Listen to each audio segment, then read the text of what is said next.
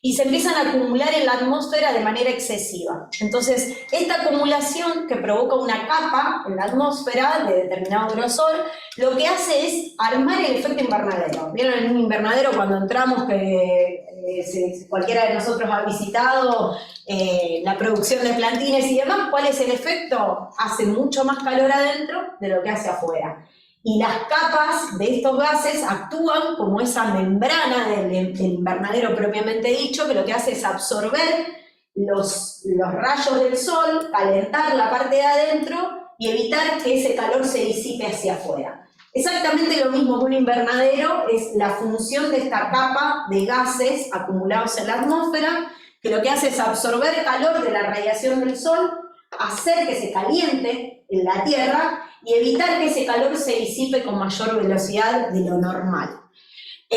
Un poco esta acumulación de gases se ve en una marcada diferencia en términos cronológicos a partir de la revolución industrial, en donde el hombre empieza a utilizar las máquinas, por ende a utilizar en mayor medida combustible fósil, que es una de las principales causas de las emisiones de estos gases que se empiezan a acumular con mayor magnitud en la atmósfera. Entonces, ¿qué empieza a suceder? La Tierra se calienta más de lo normal y empieza a modificarse la temperatura promedio. Hay un ejemplo muy práctico, a mí me gusta mucho, y en esto les pido que me interrumpan lo que sea necesario.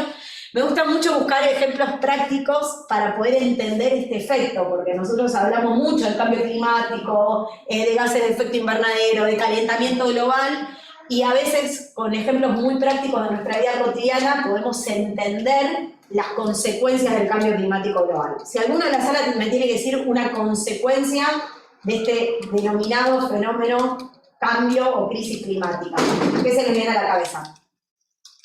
El calor del último verano, por ejemplo. El calor del último verano. Y a mí me encanta usar el ejemplo del verano, esas noches de calor, ¿vieron cuando durante el día hizo 40, 43 grados? Para quienes estamos acá en Rosario, el verano suele ser bastante pesado, y quienes tenemos la posibilidad de tener una pileta, ¿qué nos pasa a la noche? ¿Qué decimos? Se supone que refresca. Refresca la noche y el agua, todos decimos, está más lindo meterse a la pileta de noche que de día, ¿no? Porque el agua está más calentita. Ese ejemplo práctico es súper importante para entender el efecto del calentamiento global. ¿Qué pasa? El agua tiene la capacidad de absorber calor, pero de enfriarse mucho más lentamente que la Tierra. O sea, la Tierra se enfría más rápido que el agua.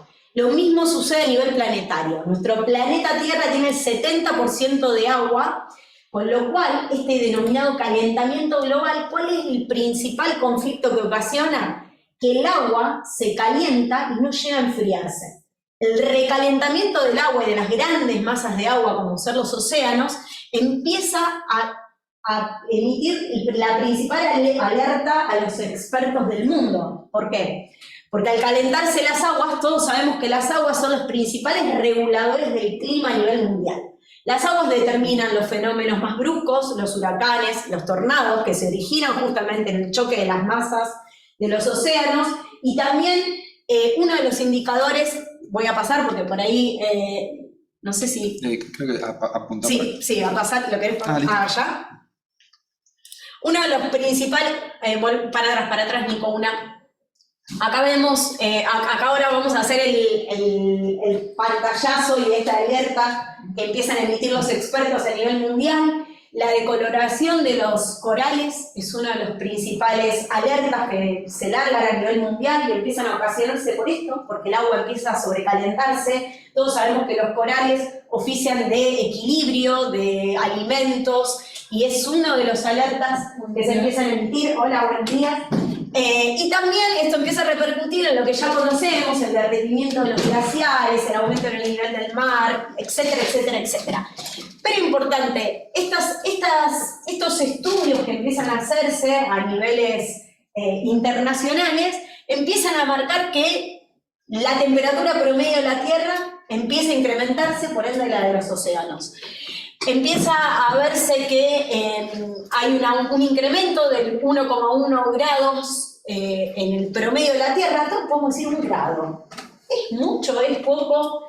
Bueno, a este nivel de equilibrio ecosistémico realmente tiene un impacto importante que empieza a desencadenar muchísimas problemáticas. Así es que en el 2015 surge el Acuerdo de París, se declara el cambio climático como una problemática mundial, constatada científicamente. Esto es importante hoy en un momento en donde se cuestiona si el cambio climático existe, si es un invento, si no es un invento, o no. Es importante conocer y saber que hay muchísima gente estudiando esto a lo largo y a lo ancho del mundo, y empiezan a... y acá hago un paréntesis, ¿no? Todos sabemos que el planeta ha tenido y ha experimentado variaciones en el clima a lo largo de la evolución, ¿no?, del planeta. Ahora hay una realidad, que pasamos la era del hielo, después pasamos el exterminio de los dinosaurios, etcétera, con mucho movimiento y muchas variaciones, sobre todo en las composiciones químicas, físico-químicas de la Tierra, de la atmósfera y de las temperaturas. Hay una realidad, en los últimos 200 años se observan variaciones mucho más bruscas que en los últimos 2000 años. Y esto tiene una base que, volvemos, está muy vinculada a nuestra actividad humana y a la revolución industrial y a cómo el hombre empieza a vincularse de una manera distinta con la naturaleza. El hombre empieza a ser la especie dominante sobre el planeta y el incremento también de la población a lo largo y a lo ancho del mundo empieza a generar más actividades y más impactos de las que antiguamente obviamente se detectaban. Empezamos a ver desastres extremos. A ver, sí, existen los terremotos, los maremotos, los tornados, son eventos climatológicos de acuerdo a los distintos lugares del mundo. Ahora bien, empieza a detectarse que estos empiezan a ser con mayor intensidad y con mayor impacto sobre las poblaciones y sobre el planeta. Empezamos a ver que esto empieza a tener un costo económico. Y acá hay un dato que es importante. Recién hay algunos economistas que empiezan a incorporar el tema de la evaluación económica del cambio climático global sobre el impacto económico de un país determinado. Y acá, ¿cómo es tu nombre? Xiomara. Xiomara hablaba del calor extremo del verano, y yo le agrego la sequía extrema, donde la pérdida de millones y millones de nuestro país, al menos que nuestra principal actividad es la producción agropecuaria, ha sido incalculable, y recién ahora hay algunos economistas que se empiezan a meter dentro del análisis del PBI, de la evaluación económico-financiera de nuestro país, la variable del cambio climático global y cómo eso empieza a impactar en nuestras economías locales, regionales y por supuesto nacionales. Y un tema que me adelanto, se va a estar tratando este año, estamos a pocos días de la COP, que va a ser en Dubái, el tema de soberanía alimentaria y cómo eso empieza a impactar sobre todo en la garantía de los alimentos por regiones.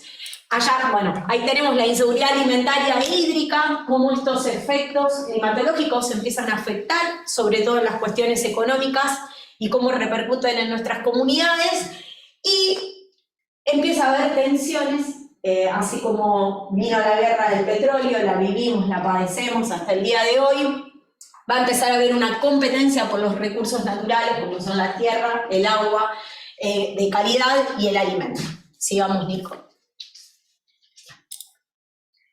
Importante, esto es un poco a nivel planetario, gases de efecto invernadero. Se empieza a pensar y a medir esto. A mí me gusta decir, yo soy ingeniera, lo que no se mide no existe. Sabíamos que había una problemática mundial ambiental, en su momento se habló de la capa de ozono, del famoso agujero de ozono, con determinados componentes, que si vamos a una clase técnica de química, los hidrofluorocarbonos eran aquellos que impactaban sobre el agujero de ozono, agrandándolo, un componente que fundamentalmente venía de la refrigeración a escala de industrias, y también en su momento había muchos artefactos como las heladeras, los freezer y también los aires acondicionados que usaban este componente que se emitía a la atmósfera permanentemente. Se detectó, hubo reglas claras, hubo un acuerdo para dejar de utilizar este tipo de componentes químicos, sobre todo vuelvo a repetirlo, en la climatización, en la refrigeración. El agujero de ozono se detuvo. Parece que se detuvo el agujero de ozono y aparece el cambio climático global. No es que una cosa tiene que ver con o que una cosa apareció porque la otra desapareció, sino que se empieza a estudiar con mayor intensidad la composición físico-química de nuestra atmósfera y qué empieza a pasar a ese nivel.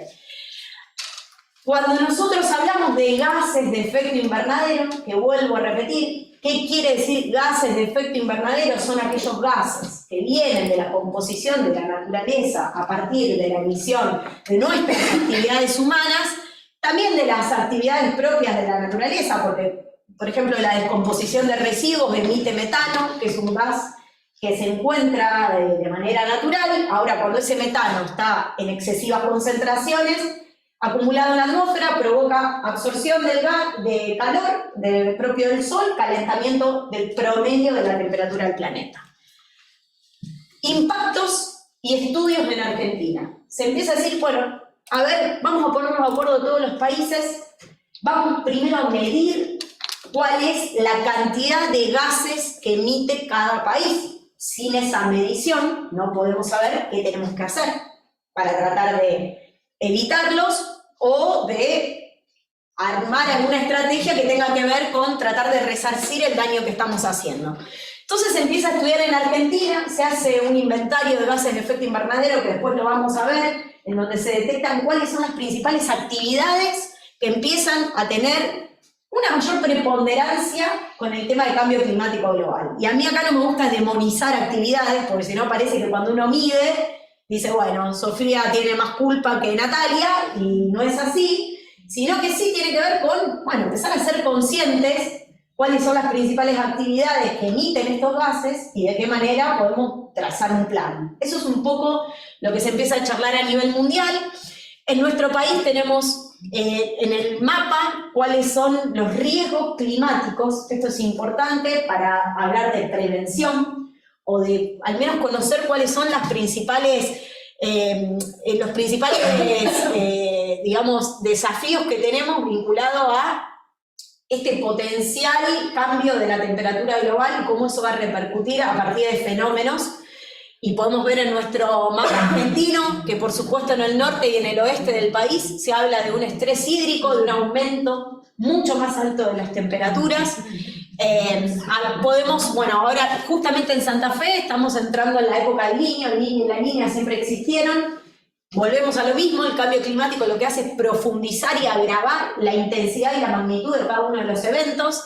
Vamos a entrar en un periodo de altas precipitaciones. El principal riesgo climático que tiene nuestra provincia es el de las inundaciones y los cursos de aguas que tenemos. Bueno, lo mismo para Buenos Aires.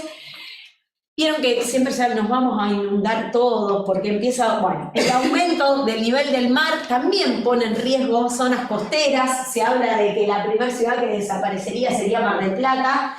En el caso, obviamente, de eventos extremos, de derretimientos de glaciares, ¿no? Pero sí estar atentos porque las inundaciones también para nuestra provincia afectan, y sobre todo donde afectan a los sectores más vulnerables, porque son quienes por falta de planificación, por falta de recursos, por un incremento desmedido de la pobreza en nuestro país, donde se asientan sobre las márgenes o las zonas inundables de nuestras ciudades. Si nosotros vamos a Rosario, los principales bolsones de pobreza o los principales asentamientos irregulares están muy cerquitas de las cuencas, la cuenca del Ludueña, la cuenca del Saladillo. Bueno, el Paraná en realidad afectaría a la zona centro de nuestra ciudad, pero frente a crisis o eventos de mucha lluvia, tenemos principalmente asentamientos irregulares en las Flores, en zonas inundables, también muy cerca del Ludueña, de Barrio La Bombacha, etcétera, etcétera, donde a mí ese es un punto que sí me gustaría que lo conversemos y que cada uno de nosotros se lo lleve, que es el impacto social, el impacto de las famosas migraciones y traslados de personas a lo largo del mundo que empiezan a suceder por estos eventos climatológicos. Pero para no perdernos en el mundo y volver a Argentina, acá zona de la Patagonia, retroceso de glaciares y provincias como Mendoza, San Juan y bueno, La Rioja, potencial crisis con el agua. Sabemos que son lugares más secos, más contra la cordillera, y el cambio también integral en las temperaturas y en los eventos ¿Dónde impacta directamente? La producción. Producción. En la producción. ¿Dónde? En la producción de alimentos.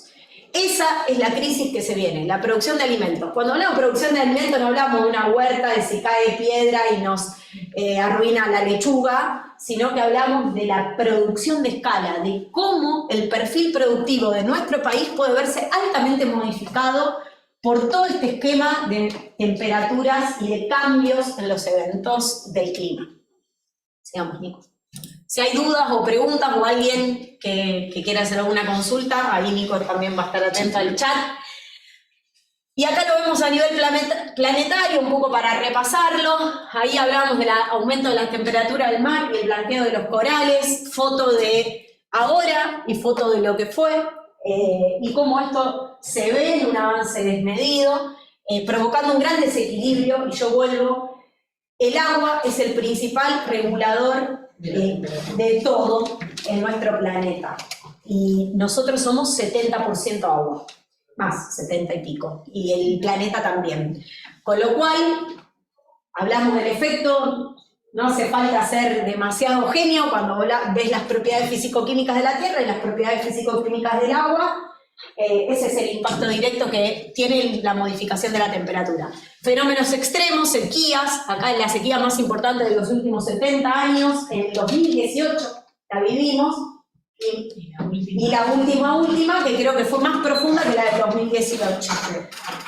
Ahí tenemos el derretimiento de glaciares, y a todo esto le sumamos, porque somos unos genios, los incendios y la devastación de los bosques nativos. Y acá después ya le voy a dejar el pie a Sofi, que nos va a dar una clase magistral de huella, pero sí adelantarnos a que todo lo que medimos en función de cambio climático global, vuelvo un poco para atrás, metanos, óxidos de nitrógeno, óxidos de azufre, dióxido de carbono, se traduce a una única unidad de medida, que es el dióxido de carbono equivalente. Sofi después nos va a explicar cómo se hace eso, pero vieron que sobre todo se habla de dióxido de carbono. Bueno, dióxido de carbono equivalente agrupa a todos los gases de efecto invernadero para tener una única unidad de medida y así poder tomar decisiones y efectivamente poder medir esta gran problemática mundial.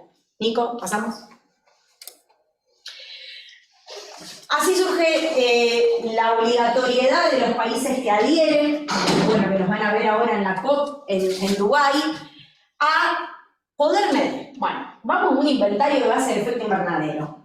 ¿Qué es esto? Nos tomamos un tiempo y medimos las actividades en Argentina y el impacto de esas actividades en función de las emisiones de gases de efecto invernadero. Acá van a ver óxidos de nitrógeno, metano, dióxido de carbono. Volvemos todo esto traducido a una única unidad de medida.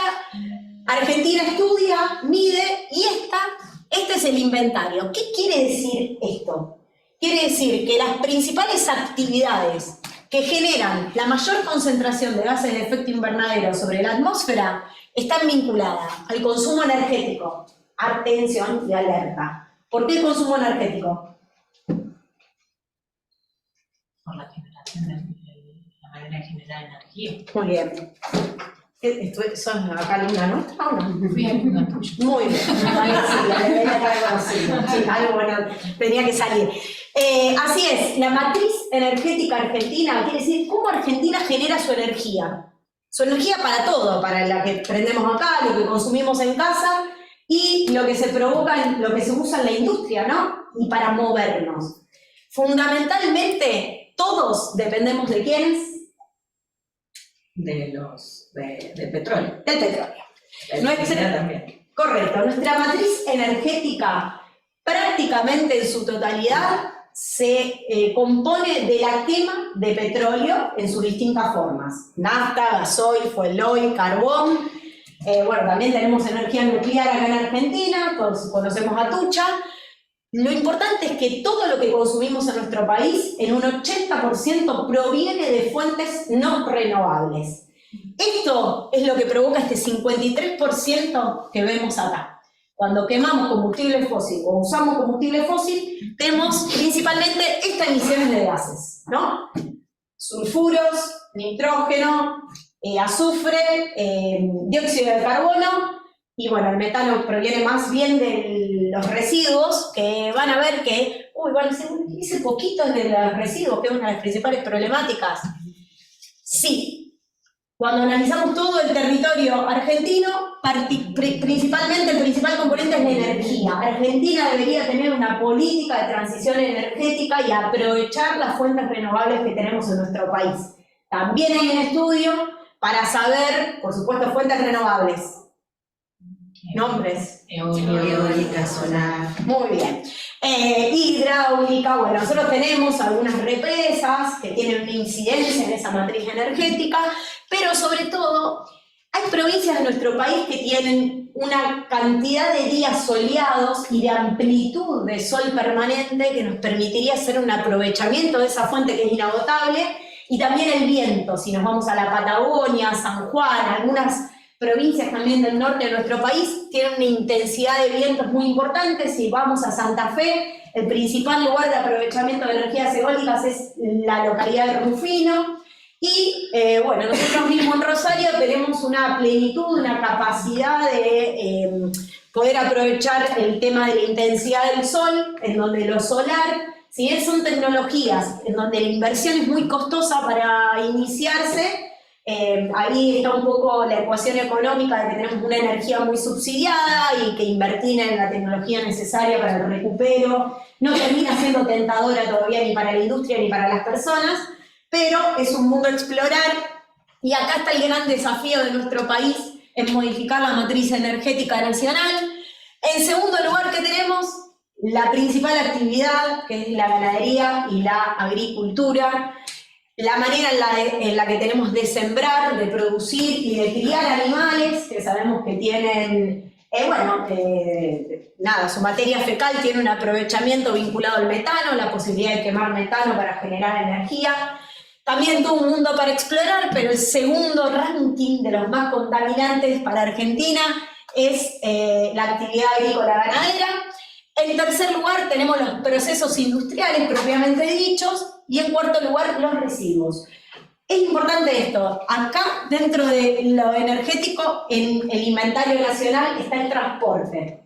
Ahora, cuando los inventarios empiezan a bajar de escala y se hacen en las ciudades, van a encontrar desmembrado el transporte del resto de las actividades, un poco para medir la incidencia que tiene dentro de las propias ciudades el transporte interno.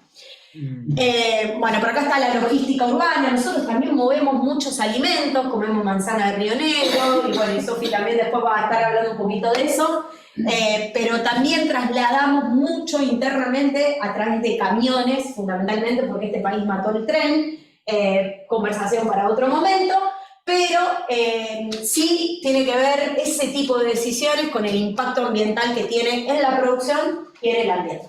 Nico. Contexto internacional, rapidito, así ya le damos paso a Sofi. Acá tenemos un poquito cómo históricamente se empieza a conversar de los temas ambientales, no solamente de la capa de ozono, el cambio climático, el tema biodiversidad, el tema alimentario. 1994 empieza la Convención Marco de Naciones Unidas sobre el cambio climático. En el 97 se firma el Protocolo de Kioto, en donde aparecen los bonos verdes, esto de, si hay países que están más desarrollados y tienen más poder económico, que ayuden a los subdesarrollados, y vemos cómo hacemos para evitar emitir gases de efecto invernadero que se traduzcan en bonos verdes. 2015, el Acuerdo de París, surgen los famosos 17 ODS de la ONU, 17 Objetivos de Desarrollo Sostenible, donde toda la humanidad se tiene que poner de acuerdo para avanzar en la lucha contra el cambio climático global, pero ojo, no solamente hablando de una perspectiva ambiental, sino hablando fuertemente de una perspectiva social, cuestiones de género, cuestiones de inclusión, de pobreza extrema, de educación, de salud, y también de paz y justicia. Cuando nosotros vemos el gran objetivo de la ONU de cara al 2030, se habla de que la humanidad tiene que unirse para alcanzar una protección del planeta, una integración social y una igualdad de género, y garantizar paz a toda la humanidad. objetivo que al 2023 está un poco bastante lejos y por eso la ONU está ahí, que interviene, que no interviene, qué pasa, qué no pasa con la guerra de Gaza. 2018 surge el primer informe del IPCC. El IPCC es el panel intergubernamental de expertos sobre el cambio climático global. ¿Qué dicen estos expertos? Tenemos que ponernos metas y tenemos que evitar que la temperatura promedio del planeta aumente más de 1,5 grados de cara al 2030. Y a partir de eso empieza a poner reglas, objetivos y parámetros para empezar a medir que cada país haga lo suyo, que es lo que se va a discutir ahora en unos días y en unas semanas, a dónde estamos parados, qué hizo cada país para cumplir con esta meta y qué nos está faltando y sobre todo, ¿quién va a poner la plata? 2019 surge el movimiento +B, un cambio radical en las empresas, cómo el mundo productivo y las empresas pueden empezar a aportar su granito de arena, con muy poca normativa, por lo menos en nuestro país, pero mucha voluntad por parte del sector privado, dado que el tema de empresas B es un movimiento voluntario. Esto es importante. Todo lo que hacen las empresas es más voluntario que por exigencias o normativas. Sí existen algunas empresas o algunas actividades industriales que tienen algún tipo de exigencia internacional o alguna...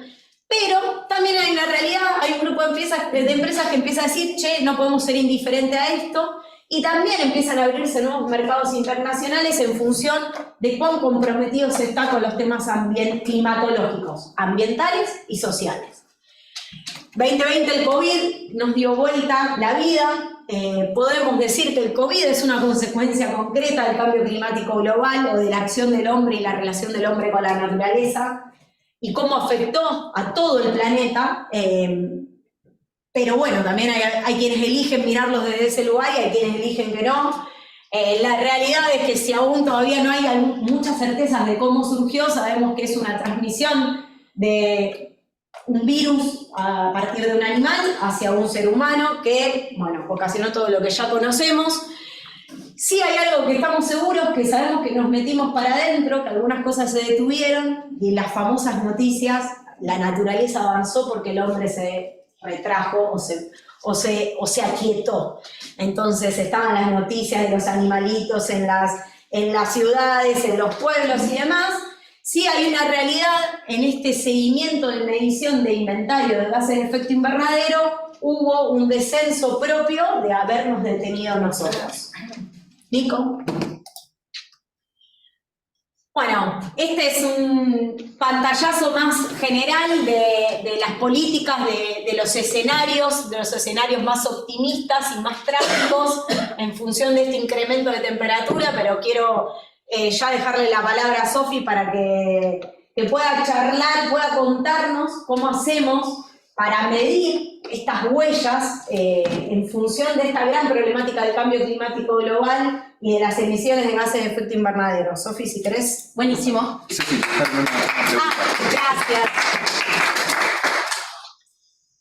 ¿Qué se piensa sobre la energía nuclear desde el punto de vista ambiental? Bueno, todos sabemos que hay una corriente ambientalista que se opone, digamos, a este uso o al menos al fomento o al incentivo del uso de energías nucleares, fundamentalmente por los riesgos radioactivos y que por supuesto puede haber frente a riesgos o a determinados accidentes. Sabemos que la actividad nuclear tiene riesgos potenciales que pueden ser catastróficos o desastrosos, pero tampoco podemos desconocer que la energía nuclear es una de las energías que más genera, más intensidad y más cantidad de energía eléctrica genera, con lo cual, por supuesto, si se mira desde un punto de vista ambiental, hay otras alternativas, o podría haber otras alternativas que generen o traten de equiparar esta generación eléctrica a través de fuentes renovables. Sabemos que la energía nuclear no es una fuente renovable, ¿no? Y que además tiene sus saldos negativos frente a los residuos, al manejo de las propias plantas, a los riesgos de accidentes, etcétera, etcétera, etcétera.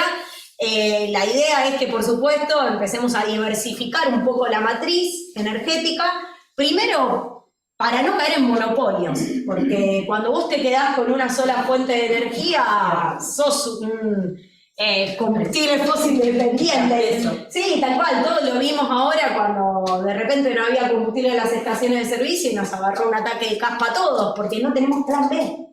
Ese es el problema, que no tenemos plan B. Yo particularmente no soy una fundamentalista ni una persona que se vaya a los extremos en términos de las posiciones, ¿no?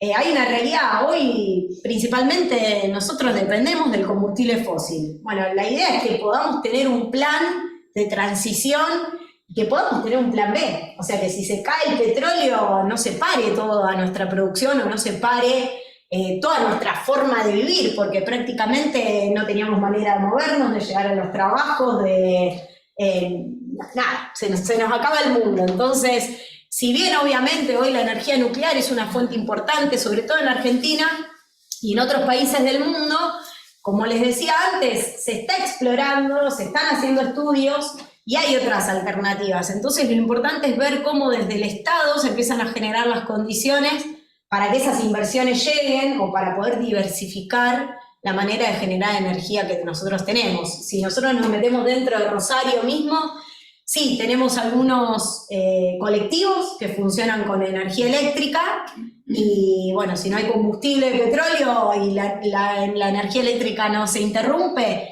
esos colectivos siguen funcionando. Entonces ver de qué manera empezamos a amplificar eso, el uso de biocombustibles en una provincia como la de Santa Fe y Córdoba sobre todo, que es productora de bioetanol, también empiezan a jugar un rol importante. Es como se discuten los cortes en el combustible, ¿no? Bueno, si es al 20%, si es al 30%, si es al 15%, si es al 10%, siempre parece como que obviamente los que tienen la manija o el poder sobre los combustibles fósiles quieren seguir teniéndolo, entonces quieren que el petróleo siga dominando la producción y nuestras propias vidas. Bueno, hay que ver cómo empezamos desde nuestro país a diversificar un poquito la materia energética para no quedarnos presos de un solo insumo o de una sola materia prima, en este caso como es el combustible fósil o la energía nuclear, digamos. Bueno, ahora sí, gracias. Sí. Sí, te quiero hacer una pregunta porque tenemos a futuro Gracias, muchas gracias. Muchas gracias. Sí, el tema de nuestro país y de qué políticas se van a adoptar, ¿no? Depende de quién sea el que gane las elecciones. Entonces, un poco la pregunta es, ¿cuál es la situación hoy en cuanto a políticas públicas? Alguien acá.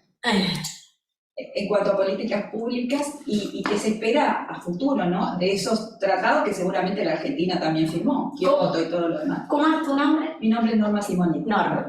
Mira, Norma, para mí ese es un punto clave porque yo particularmente, que soy una persona que me gusta, para mí no es menor el tema ambiental, entiendo que hoy para poquitísimo porcentaje de nuestra población tiene una incidencia a la hora de decidir. Entonces, personalmente yo he tratado de estudiar los planes de gobierno que proponían los 5 candidatos previo a las PASO, ¿no? Que ya conocemos y todo el desenlace que hubo. Y la verdad es que hay en algo, en un punto que todos coincidieron, si bien hoy por hoy sabemos que tenemos un candidato que dice que el cambio climático global es una mentira, que no existe y que es un invento de la socialdemocracia para Sí, que no está a favor de los objetivos. Sí, no, para seguir pagando papers para que sigan estudiando, una cosa así. Y bueno, y hoy hay otro candidato que claramente está hablando de modificar el Código Penal para que las personas que contaminen aguas o deforesten o quemen humedales o bosques vayan presos. Vamos a ver cuál objetivo es eso. Si hay algo que puedo decirte de los 5 candidatos que leí, sus planes de gobierno, sus propuestas que fueron al Tribunal Electoral, que eran que todos coincidían en el tema de la modificación de la matriz energética nacional. Con lo cual, gane quien gane, vamos a estar ahí expectantes de ver qué hacen efectivamente para que la matriz energética nacional sea un poquito más amigable con el ambiente. Hoy tendremos... es más, Argentina tiene un plan de acción climática nacional en donde se había propuesto que al 2030 el 20% de la matriz energética iba a ser de renovables.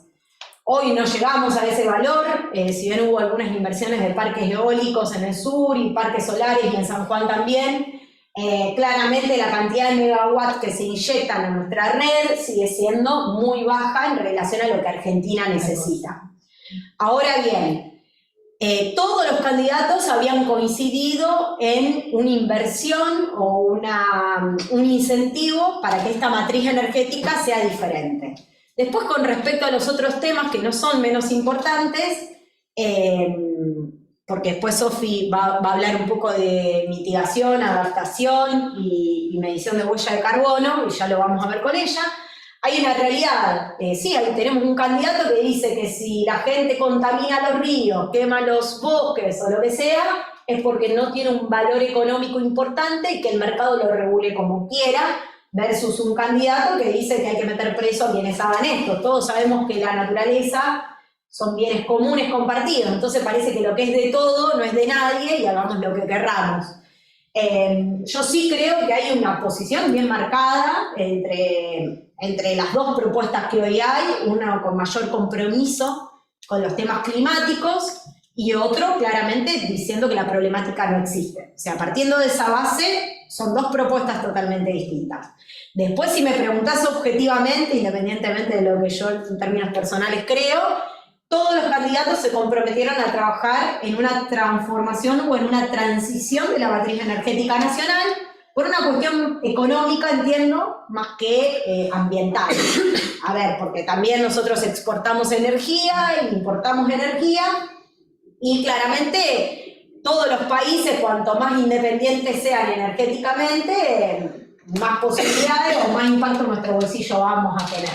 Yo particularmente soy una persona, yo tengo un calefón solar, vivo en un lugar donde no tengo red de gas, también hay una realidad, Argentina es el tercer o el cuarto productor de gas del mundo, con lo cual creo que ahí está también la tensión de los combustibles fósiles del último paro, ¿no? Si voy a lo práctico, a mi bolsillo, yo pago un gas de garrafa, que claramente no tiene nada que ver con lo que se paga en cualquier lugar donde hay gas, porque vivo en el campo, y el gas de garrafa, yo te puedo decir, pusimos un calefón solar en casa, que es una tecnología medianamente accesible, un calefón solar, por lo menos cuando lo compré, estaba a 120, 130 mil pesos, que puede asimilarse o acercarse mucho a cualquier dispositivo que uno tiene, caldera o calefón tradicional, y el impacto en el gas que yo consumo, la verdad que es importante. Yo te digo, si uso el calefón solar, tengo un ahorro de hasta un 20, un 30% de la medición de la garrafa que yo voy cambiando. Son tecnologías que son accesibles y que muchas veces no las tenemos incorporadas. O también hacer un poco más eficientes los usos que nosotros tenemos. Nosotros usamos agua potable para tirar la cadena en nuestra casa. Yo cuando pensé en mi casa eso dije, bueno, el agua para lavar los platos es de pozo, digamos, usar el agua potable para lavar los platos, creo que nos falta muchísimo, muchísimo todavía para tener un poco más de equilibrio a la hora de planificar y de tomar determinadas decisiones, desde las domésticas a las industriales. Es inadmisible que nosotros realmente somos un país que tiene mucha riqueza y que tiene muchos recursos naturales y que muchas veces no los dimensionamos. O se queman las islas. Bueno, nos acordamos si nos afecta que no podemos abrir la ventana. Después creo que no somos muy conscientes del millón de hectáreas que perdimos, el millón de hectáreas, la biodiversidad, los vegetales, los animales. Ya está, no olvidamos. De acá no nos importa lo que piensen las dos personas que van a ganar, porque realmente, no sé, pregunto si alguno de quienes están en la sala o conectados ha leído cuáles son las propuestas ambientales, o parece que son las que pasan de largo, digamos. A mí particularmente lo que me pone contenta es que el debate anterior, el de los 5 candidatos, que ahí fue donde dije, bueno, a ver, el tema ambiental lo puso la gente. No lo había puesto ningún partido político y no lo había puesto ningún periodista en agenda. Pero el tema ambiental, no sé si vieron el debate, a lo mejor no les interesa, pero el eje ambiente estaba vivienda, hábitat y vivienda, desarrollo humano y ambiente. 2 minutos para exponer las propuestas, con 3 temas que ameritaban, o sea, porque claramente cuando vos juntás un grupo de personas, ¿qué es lo que no le importa si tiene o no tiene casa propia?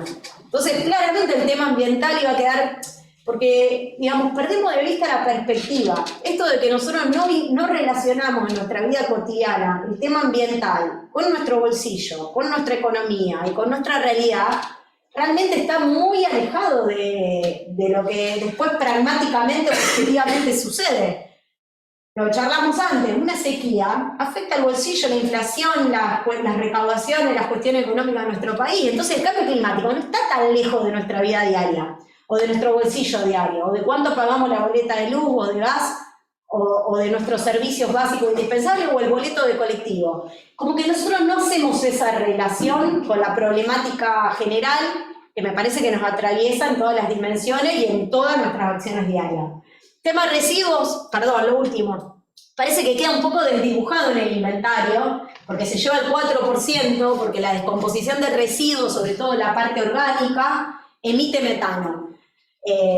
Metano que quizás en la incidencia del resto, cuando hablamos de la matriz energética, del uso de combustible fósil, pierde un poco de fuerza o de importancia a la hora de la incidencia en el inventario de gases. Pero la verdad que una de las problemáticas que aún seguimos sin resolver, hoy la única solución o la solución más importante o que de más escala son los basurales a cielo abierto o en el mejor de los casos el relleno sanitario. Digo, hablamos de reciclado y demás, pero realmente la provincia de Santa Fe tiene más de 300 basurales a cielo abierto y solamente 5 rellenos sanitarios habilitados. Uno acá en Ricardone, donde lleva Rosario y el área metropolitana, otro en Santa Fe, Rafaela, Firmán, Venado Tuerto. Paremos de contar, el resto de las localidades tiran a cielo abierto, con todo lo que eso implica. Problemática de enfermedades, en la salud de las personas, en los incendios y los accidentes sobre las rutas, porque además yo soy de Alcorta, soy de un pueblito acá al sur de Santa Fe, nosotros tenemos nuestro basural sobre una ruta provincial. Prenderse fuego, la basura se prende fuego, gente. Y cuando la basura se prende fuego no la parás con agua. No se apaga con agua la basura. O sea, eso no es un dato menor. Entonces, cuando se prende fuego un basural sobre una ruta provincial, genera más niebla en invierno, genera humo arriba de la ruta, hay muchísimos accidentes con finales trágicos. Entonces, tampoco quiero que se pierda de vista, porque cuando empezamos a bajar en el inventario, el tema de residuos toma una importancia mayor, y ahora después Sofi nos va a mostrar seguramente algunos ejemplos, pero cuando bajamos a las provincias, bajamos a las ciudades o bajamos a las propias actividades industriales o de empresas, el tema de residuos es un tema que no es despreciable, digo, porque a veces cuando lo miramos en nuestro territorio pierde un poco de vista, pero a mí ahí me parece 2 cosas, el impacto que nosotros generamos y también el equilibrio con la naturaleza que necesitamos, que la naturaleza es depuradora natural de todo esto que nosotros impactamos negativamente. Entonces, volviendo a tu pregunta, creo que hoy tenemos 2 candidatos con 2 perfiles, con 2 posiciones muy opuestas, en donde claramente tenemos alguna expectativa, al menos lo que nos importa los temas ambientales, un poco más de esperanza de la mano de Sergio Massa, que es del otro lado, ¿no? Pero vuelvo a repetirlo, gane quien gane, todos se comprometieron a una modificación de la matriz energética nacional. A vos. Bueno, gracias. No sé si hay alguna pregunta más en el chat. Les agradezco a todos la escucha, el respeto y la dejo. ¿El cosito funciona? Me parece que te voy tomando. Bueno, buenos días. Mi nombre es Sofía Garro. Muchas gracias a Moverse, Ignacio. Un placer, Ceci, compartir este espacio con vos. La verdad que es maravilloso empezar a hablar de cambio climático y de huella de carbono con una introducción como la que hizo Ceci sobre cambio climático, clarísimo, súper amplio. La verdad que buenísimo. Gracias, Nico, también por la organización y todo. Y Nati, porque sos parte del equipo de Moverse, CIMA, que estamos trabajando con estos proyectos que están muy interesantes. Bueno, me presento. Si quieres pasar a la diapositiva que dice huella de carbono, que sería un poquito más adelante. Bien, me presento de nuevo, Sofía Garro. Yo trabajo en Almeris, que es una consultora que se especializa en huella de carbono. Nosotros básicamente lo que hacemos es medición de huella de carbono desde el año 2013, es decir, previo al Acuerdo de París, estamos trabajando en esta temática. Así que el objetivo hoy, como para plantearlo ya desde antes, es que todos se puedan llevar una idea bastante clara y bastante detallada de cómo es y qué implica hacer una medición de huella de carbono. Va a ser un poco tediosa, un poco, por ahí un poco técnica, pero bueno, la idea es que tengan herramientas para que las empresas puedan empezar a medir y actuar hoy ya. Así que bueno, ¿vos decís que esto no funca? Sí, sí funciona. Sí. Ahí va. Bien. Ya sé si lo hice una introducción, pero entender qué es la huella de carbono. Es un indicador ambiental. Es un indicador que nos muestra cuál es el impacto que tiene una organización, un territorio, cuando hablamos de inventario de gases de efecto invernadero, un evento, un producto, en el cambio climático, específicamente en el cambio climático.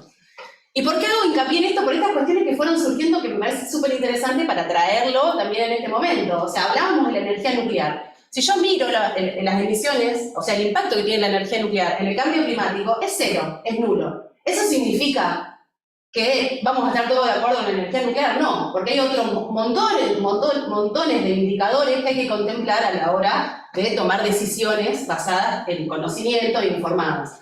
Entonces, la huella de carbono es una foto de una parte de la película y está bueno que eso se entienda. O sea, no podemos decir somos sustentables porque nuestra huella estamos midiendo y reduciendo nuestra huella de carbono. Es una parte. Hay un montón de otros indicadores ambientales, sociales, que hay que considerar a la hora de, justamente, de tomar todas estas decisiones. Algo que también mencionó Ceci, no es solamente carbono, el dióxido de carbono sí es uno de los principales gases por la cantidad que se emite, pero hay otros muchos gases que son muy importantes medir por el potencial que tienen de calentar la atmósfera. Todos estos gases, digamos, podemos decir que en comparación del dióxido de carbono que se toma como valor 1, cada uno de estos gases tiene un potencial de calentar la atmósfera, ¿no? Entonces, por ejemplo, el metano es 28 veces superior al dióxido de carbono. Entonces, a la hora de mostrar los resultados de una huella de carbono, lo que se trabaja es con toneladas, kilogramos de dióxido de carbono equivalente. Todos los gases se llevan a una única unidad utilizando esto que es ese poder que tiene cada gas de calentar la atmósfera. Otra cosa interesante que también se mencionó, el tema de residuos, lo mismo, ¿no? El tema de residuos tal vez a la hora del cambio climático no es lo que más incide, pero tiene otras cuestiones que son sumamente importantes a la hora de decidir para qué lado voy a poner mis fichas y que claramente hay que contemplar. ¿Qué medimos cuando medimos la huella de carbono? También fue mencionado, medimos la actividad del hombre, porque hay actividades naturales que generan gases de efecto invernadero, hay cuestiones que enfrían la atmósfera y otras que la calientan. Nosotros nos fijamos en lo que hace el hombre. La huella de carbono mide los gases de efecto invernadero generados por la actividad del hombre. Bien. Entonces, para empezar a meternos un poco más en lo que sería la metodología para la medición de la huella de carbono, en primer lugar, así como a grandes rasgos, necesitamos dos datos de cada una de las fuentes de emisión. El dato de actividad, eso es cuánto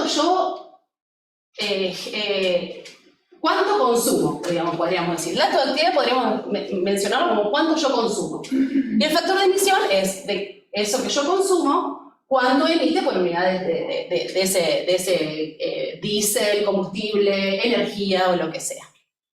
Como para ir tomando notas, las normas. Hay varias normas para la medición de la huella de carbono. La más importante, las dos que menciono ahí son las que más se utilizan, que son el protocolo GHG y las normas ISO. Yo después voy a mostrar la diapositiva para mostrarles, digamos, este material que existe. Otra de las cosas que se necesita justamente es el factor de emisión, que también les voy a mostrar de dónde se pueden sacar los factores de emisión y qué son. Bueno, y el dato de actividad, que es lo que yo ya les estuve mencionando. La huella de carbono se puede medir para todo esto. Se puede medir para un producto. En este caso, yo en lugar de mirar mi organización, lo que hago es mirar la producción de un determinado producto que yo quiero analizar. Por ejemplo, y defino qué es lo que quiero analizar. Por ejemplo, no sé, una botella de agua con tales características. Bien, entonces, lo que se hace cuando se hace un análisis de ciclo de vida de producto es justamente eso, un análisis de ciclo de vida. Desde que se extraen todas las materias primas e insumos, todo el transporte, todo el procesamiento intermedio que se necesita para la producción de ese producto, lo que pasa dentro de mi planta, cómo yo llego, recibo, transformo y saco un producto, y todo lo que pasa aguas abajo. Eso es un análisis de ciclo de vida del producto. Se puede medir para un servicio, para una organización, para un territorio, que hablábamos de los inventarios de gases de efecto invernadero nacionales, también están los provinciales, también están, por ejemplo, el de las ciudades. Para un evento existe la posibilidad de medir la huella de carbono de un evento. Y acá, como para empezar a tomar, digamos, a tener un poco más de nociones de qué es lo que se usa para la medición de la huella de carbono, tenemos todas las familias de normas ISO para justamente la medición de la huella de carbono. Las 14064, tenemos la 14064. Nico, mira que hay un cosito que no se ven. Y hay alguien que... Ahí está. Ah, no, bien. Entonces, tenemos la 14064, es como la norma ISO más importante, la parte 1, la norma ISO más importante para la medición de huella de carbono de organizaciones. La otra importante es la ISO 14067, que es justamente determina todo lo que tiene que ver con la medición de huella de carbono para productos. Toda la que se ven acá abajo tiene que ver con los requisitos para la verificación de las huellas de carbono, para que un ente que no haya participado ni en la medición, ni sea justamente la empresa, pueda verificar que estas huellas de carbono estén hechas de manera correcta y que no haya ningún desvío. Allá puse una que también es importante, que es la 14069, que es una guía. O sea, la misma ISO te da una guía para saber cómo hacer las mediciones fuente de emisión por fuente de emisión. Muy recomendable para aquellas empresas que quieren empezar a medirse y tener información. Entonces, de esta diapositiva, la 14064.1 es una gran fuente de información, porque ahí están, digamos, las normas, ahí están las leyes que hay que cumplir, y allá la 14069 es la que te da la guía, fuente de emisión por fuente de emisión, que es lo que se debería contabilizar, que lo vamos a ver un poquito más adelante. Bien, también les mencioné que otra de las normas que se usa es el protocolo GHG. Lo mismo, si uno va a... recapitulemos un poquito. Las normas ISO son pagadas. Esa es la desventaja. La ventaja que tiene es que es uno de los que más se está usando, es como que se está tratando de alguna manera, homogeneizar la medición de huella de carbono con los mismos criterios.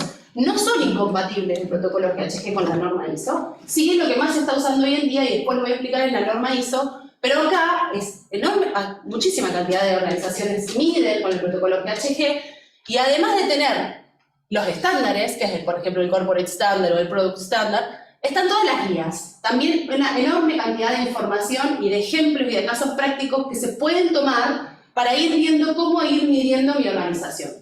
Otra gran fuente de emisión es el protocolo GHG, lo buscan en inglés, GHG Protocol, y tiene todo esto, los estándares más las guías.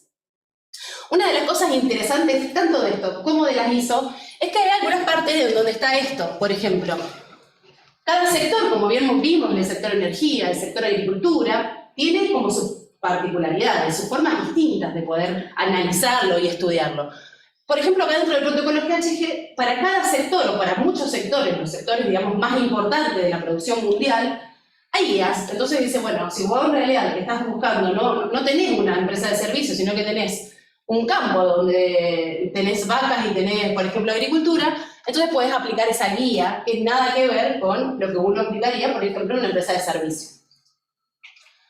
Entonces, bien, decimos, bueno, bien, quiero empezar a medir mi huella, ¿qué tengo que hacer?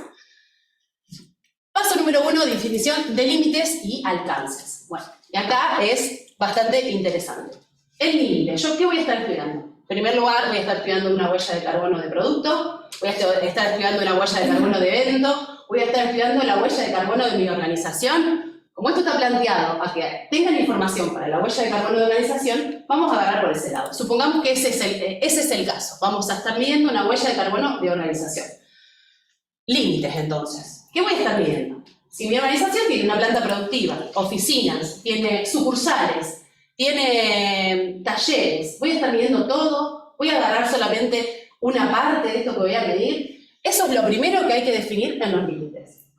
¿Es válido empezar de a poco? Es válido siempre que se haga un plan para ir viendo de qué forma yo voy a llegar a una huella completa de acá a 2, 3 o 4 años o el tiempo que la organización se plantee.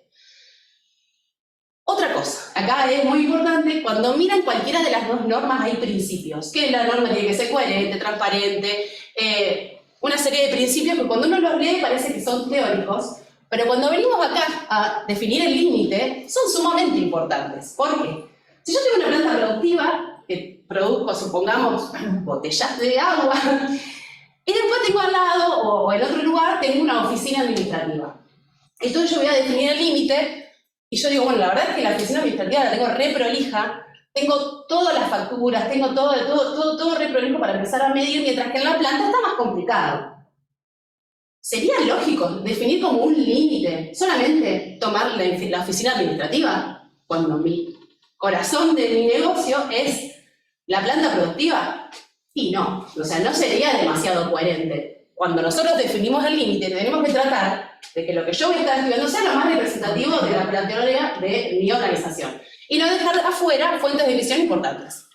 Bien.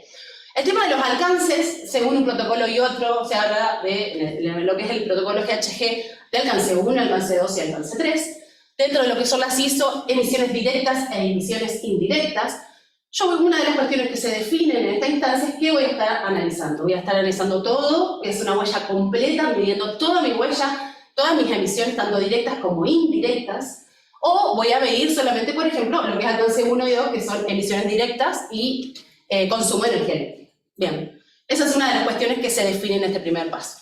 Siguiente punto, se relevan los datos, se buscan referentes, aquellas personas que tienen los datos. ¿Quiénes son dentro de mi organización? ¿Quién sabe dónde están las facturas? ¿Quién puede proveerme información sobre las compras de insumos? ¿Quién puede decirme cómo se usa el diésel en los generadores? Esas personas tienen que estar involucradas en el proyecto.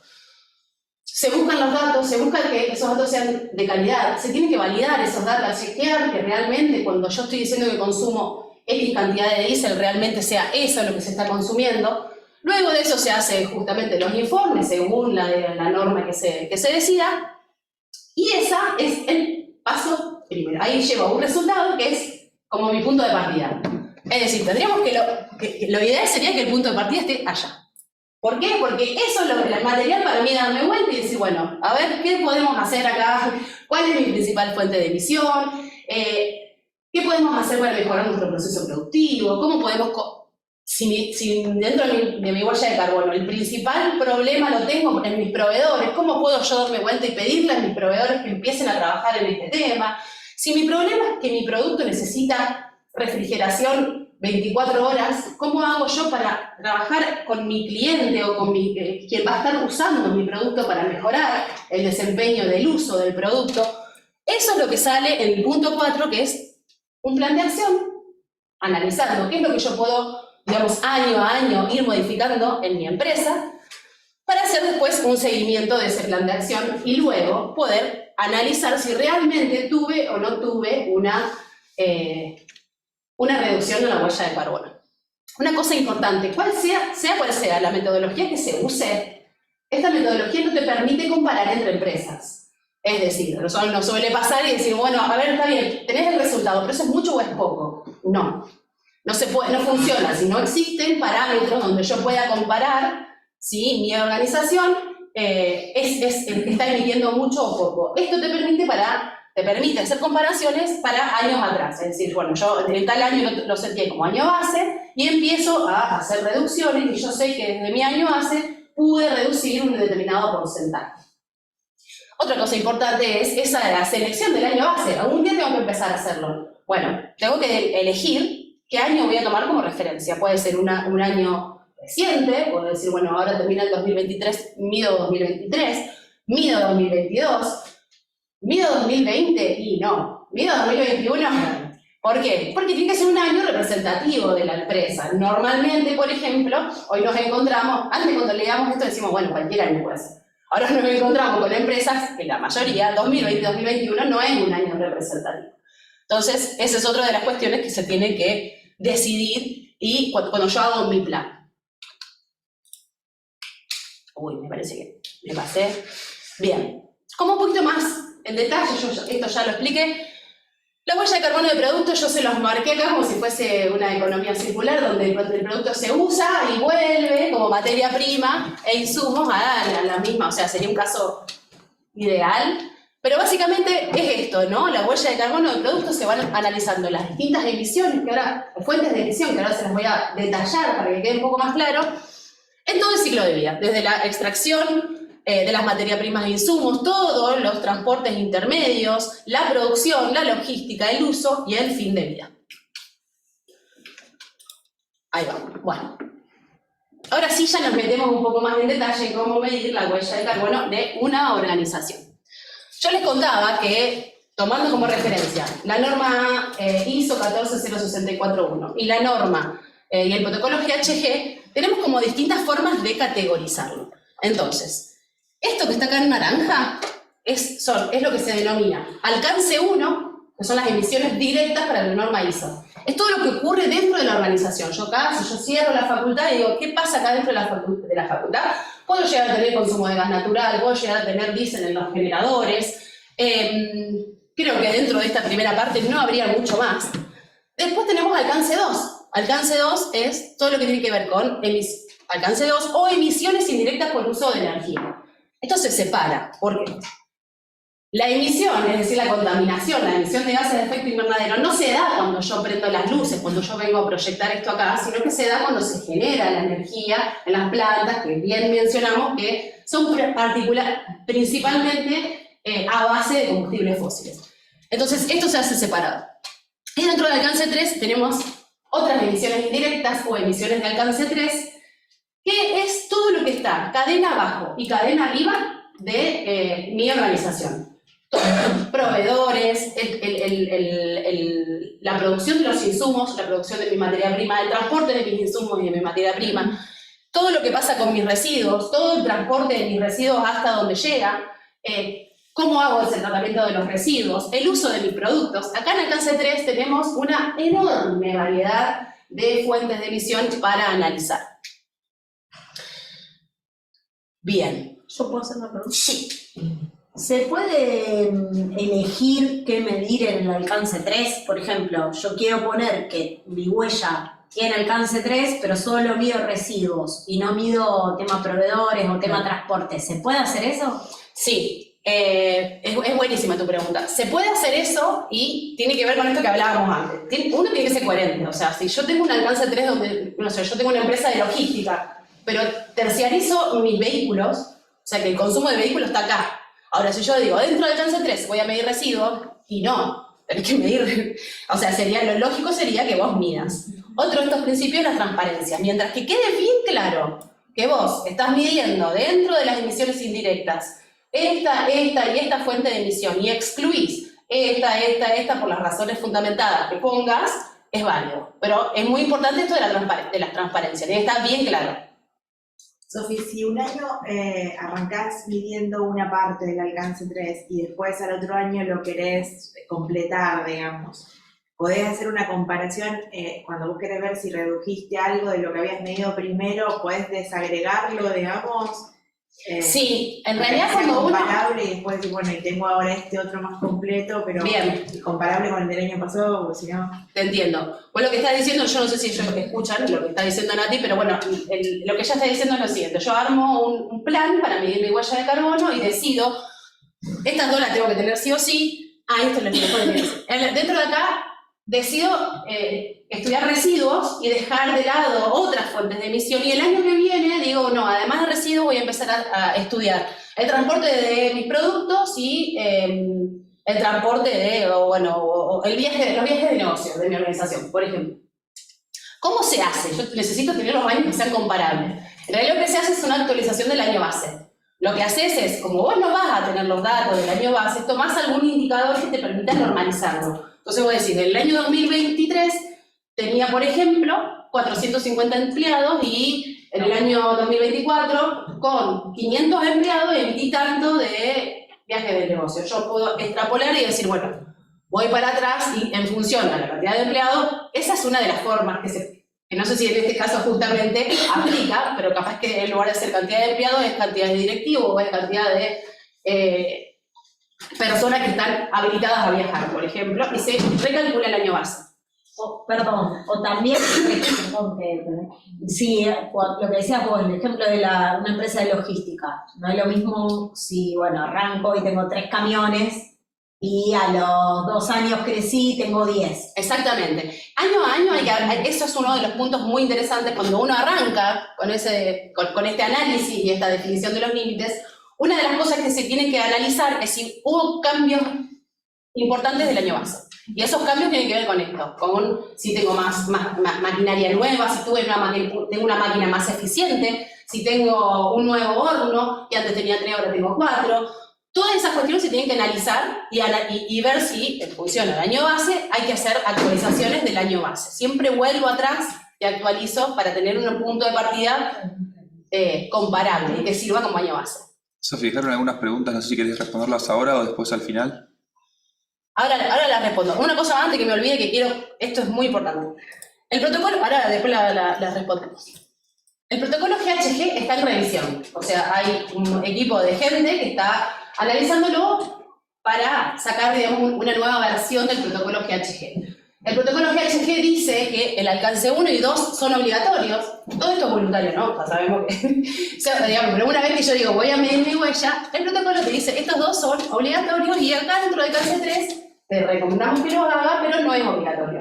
Esto para el protocolo no es obligatorio, el alcance 3. La ISO sí. La ISO, es por eso que se está todo yendo hacia una misma forma de medir. La norma ISO te dice tenés que medir todo. Y si no lo medís, tenés que tener bien fundamentado por qué esa fuente de exclusión no está medida. Y tal vez una de las cuestiones es, bueno, porque si yo hice un análisis y considero por estos números que es insignificante, por ejemplo, para mi organización los viajes de negocio porque es una vez al año o por el motivo que sea.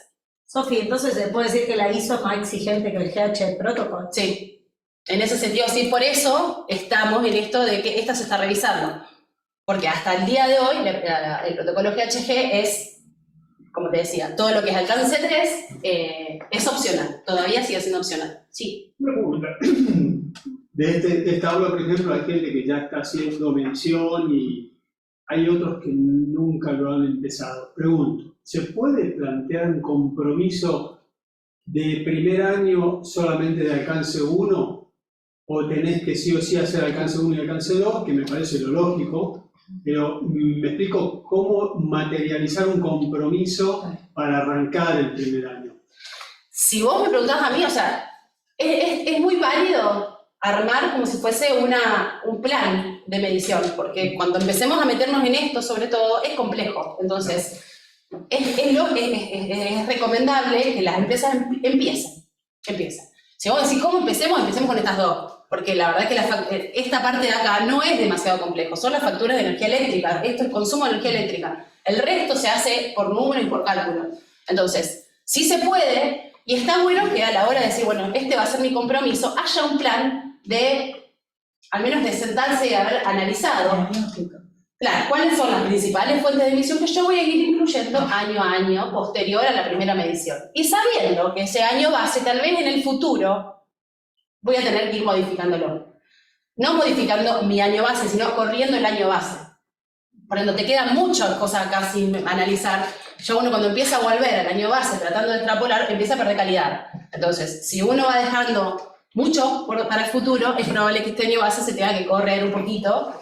Sabiendo que eso va a ocurrir, no tiene ningún problema, no pasa nada, solamente que voy a estar comparando con otro año. ¿Cómo se puede hacer, perdón? Porque me queda como en el medio un montón de dudas respecto a esto. Si yo corro el año base todo el tiempo, porque efectivamente compré más máquinas, tengo otra dinámica, porque la empresa va creciendo, ¿cómo puedo comparar y saber que soy más eficiente o menos eficiente con esta medición? No, la idea no es correr el año base todo el tiempo. La idea es recalcular el año base. Se corre el año base solamente cuando tu inventario inicial es tan chiquito que perdés mucha calidad si vos todas tus emisiones de acá las terminás extrapolando. Claro, pero si no tenemos una progresión, una comparativa. Tal cual.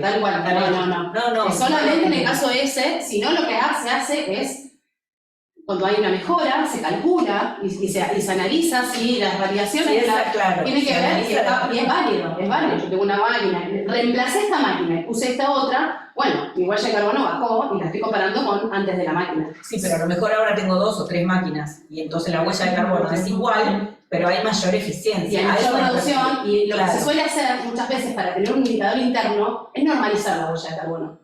Porque es más amigable. Entonces yo digo, esta es mi emisión, y esta es mi producción. La llevo a la unidad producida, por ejemplo, o la llevo a cantidad de servicios entregados. Eso te lleva a una unidad. La normalizo. Entonces yo puedo comparar, ¿sí? Y sacar Por unidad tengo Exactamente. O por ingresos económicos, o por Exactamente, persona. o por cantidad de empleados. Puedes buscar una referencia para Una referencia unitaria que te permita saber si es mayor o Correcto. menor. Por ejemplo, en la Perfecto. pandemia, ¿qué pasó? En la pandemia mucha gente perdió empleados o simplemente disminuyó su producción Sí. o sus ingresos económicos cayeron, claramente su huella cayó, pero ¿a qué costo? Pero claro, a eso me refería. Sí, Si sí. no tengo una unidad, ¿con qué comparo? Claro. Claro, Perfecto. si nos quedamos todos adentro y no hacemos nada, nos morimos, capaz que es mejor. Capaz que nos morimos Capaz que es mejor. Bueno, a ver, ¿con cuál empezamos? ¿Con esta, Nico? Sí, porque la anterior era ya la respondiste. La Una de consulta en el caso de una estación de servicio, ¿sería válido solo medir el VAR, oficinas, y no incluir las emisiones difusas como la emisión al cargar el GNC? Pero la producción es la carga de GNC. No, pero se escapa, ¿no? Eso entiendo que dice, ¿no? Que se escapa. Entiendo que esto tiene que ver con cuando uno carga GNC, que hay una parte que se volatiliza y se pierde. ¿Tiene un gas de efecto invernadero? Sí, el gas, sí. Y si el GNC tiene metano. Sí, ¿Tiene metano? sí. Sí, es un gas de efecto invernadero. Y lo ideal sería, Damián, que si vos tenés la forma de tener esta información de cuánto Gas se disipa. se disipa por carga, es decir, tener algún indicador que me diga, bueno, cuando acá por tantos metros cúbicos de gas natural que cargo, en realidad hay una pérdida de tanto, es ideal poder cargarlo porque no sería demasiado complejo, teniendo esa información que es lo más difícil, digamos. Acá, por ahí, muchas veces la decisión es, ¿cuál es mi dato que tengo? La calidad de mi huella va a depender pura y exclusivamente de la calidad del dato que yo estoy teniendo. Entonces, si esa estimación es demasiado generalizada y no tengo forma de medirla, entonces, bueno, hay que analizarlo. Ahora, si ya está, eso viene de una fuente que ya está estudiada, que está analizado, entonces sí, estaría buenísimo poder medirlo.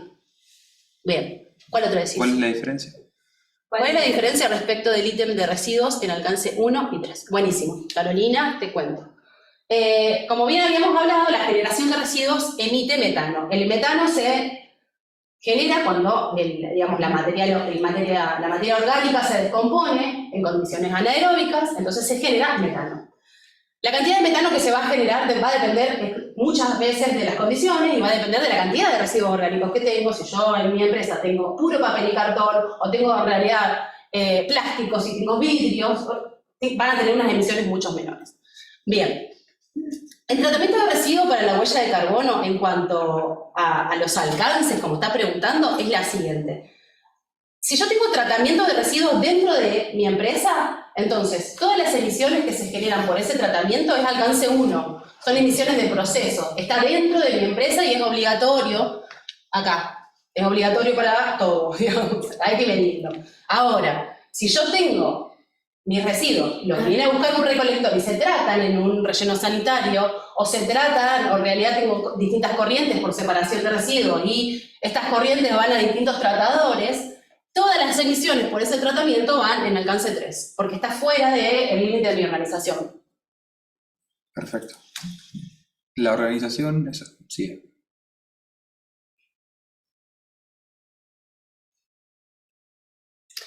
Bien, para que lo leo. La organización de la que estamos hablando puede ser un organismo público como una municipalidad, y ahí estamos hablando de la actividad del gobierno o la huella de carbono de toda la ciudad. Bueno, hay como distintas cuestiones ahí. Hay distintas formas, acá nos estamos centrando en lo que es huella de carbono de organización, entonces la pregunta es súper válida porque me está preguntando, bueno, ¿qué es organización?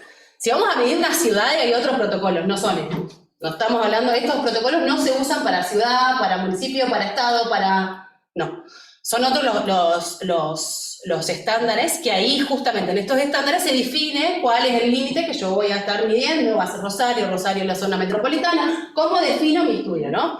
Ahora, si yo voy a hacer una huella de carbono con estos protocolos y demás, sí puede ser la municipalidad, y ahí definirás si vas a calcular qué es lo que está pasando dentro de La estructura municipal, con su organización municipal y con sus distritos en el caso de que las haya, y con, digamos, y lo que ocurre ahí de adentro. Ya no me voy a fijar cuál es el transporte de mis productos dentro de mi ciudad, sino que yo me voy a fijar cómo me llegan los insumos y materia prima para yo poder trabajar como municipal, digamos. O el traslado de los municipales. O el traslado de los municipales, pero yo no miro toda la ciudad. Miro qué pasa dentro de mi organización. A nivel mundial todo está basado en el GHG, pero clasifica los alcances de diferentes maneras a la ISO. ¿Por qué recomendaría hacerlo con la ISO?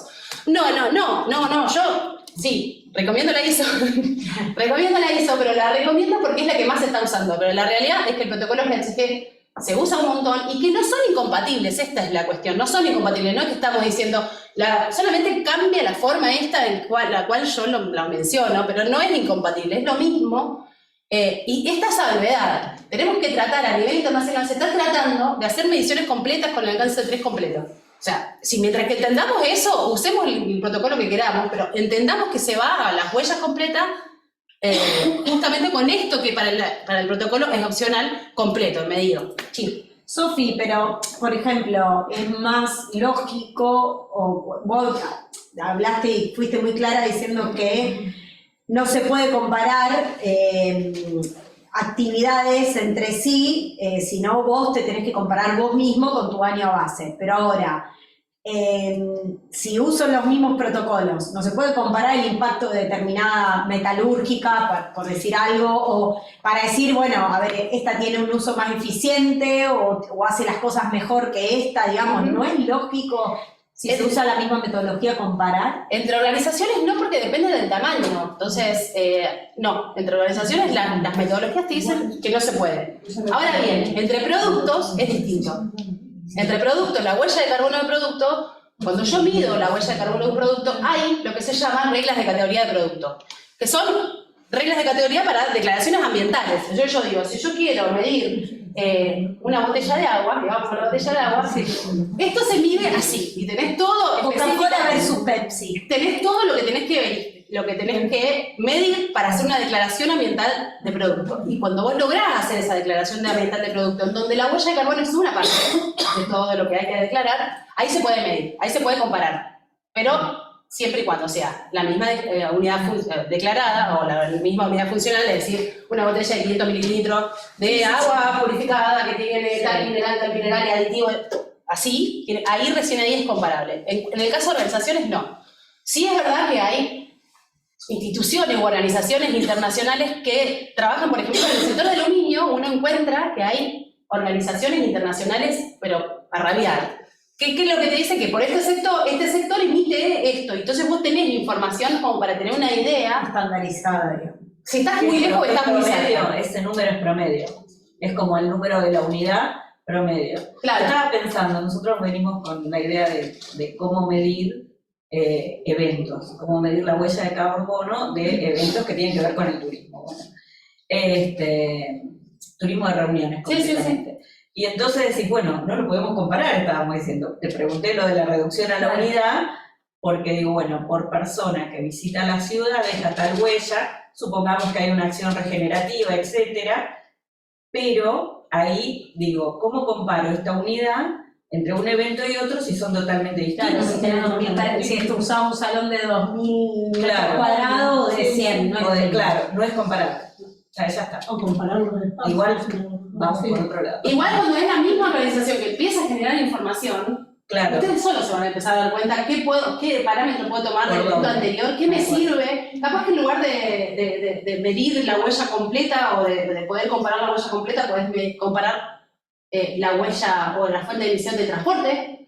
Claro. Entonces, capaz que alguna parte de lo que vos venís trabajando sí te sirve para comparar. Hay que analizar qué es. A lo mejor no es el objetivo comparar. Claro, ¿no? lo que podés hacer es decir, bueno, esto emitió tanto, compenso. Sí. Pero a lo mejor no es la idea de comparar. No, pero la comparación también era como un un factor discursivo a agregar, ¿no? Cómo Rosario interviene, digamos, para que este rubro, que es una industria, digamos, para el sector, pueda generar eventos más sustentables.